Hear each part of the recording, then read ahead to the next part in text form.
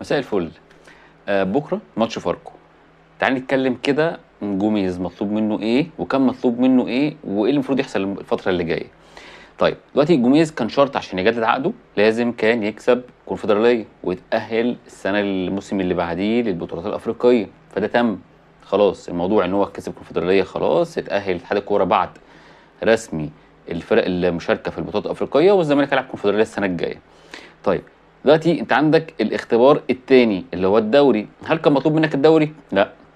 يعني من ضمن شروط عقدك ما كانش مطلوب منك ان انت تكسب دوري، فالموضوع عندك مفيش ضغوط ولا مطالب جماهيريه تكسب دوري، ان احنا شايفين اللعيبه عامله ازاي وشايفين السكواد عامل ازاي اللي انت بتلعب بيه، فمعذرين كل حاجه يعني.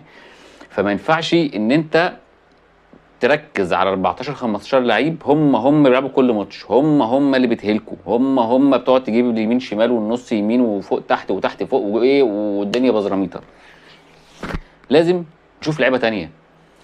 اكيد اكيد اكيد قطاع الناشئين عندنا باللعيبه الاحتياطي اللي احنا جايبينها اللي ما لعبتش، سواء مهاب ياسر سواء محمد عاطف اي لعيبه تانية احنا جبناها وما لعبتش، مفيش اسوأ من مصطفى شلبي ونضاي. يعني لو في اسوأ من كده يقولوا لنا، لكن هو مفيش اسوأ من كده. خلاص انت بتتكلم، انت جبت اللي تحت، خلاص انت جبت الناهيه. اي لعيب يلعب هيبقى احسن منهم. طلع من الناشئين ناصر منسي، طلع من الناشئين، طلع لك كده اتنين عيال شباب كده صغيرين كده، اديهم فرصه كده وجربهم، يمكن تلضم معاك واحد يبقى كويس، بدل ما تروح بره تشتري ولا ترجع ناس من المعارين وتقعد تجرب تاني وتقعد تطلع اعارات وتروح وتيجي. ما تطلع من عندك.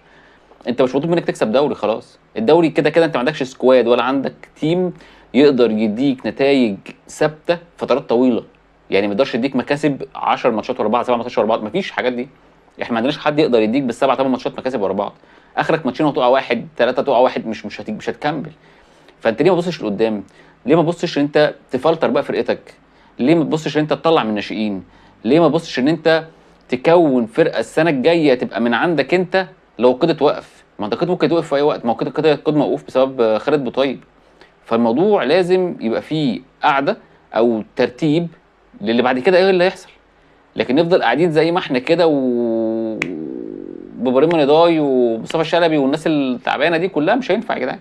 فلازم من ماتش بكره نشوف لعيبه جديده وجوه جديده، ما ركزش على 15 16 لعيب بتوع كل مره. شكرا.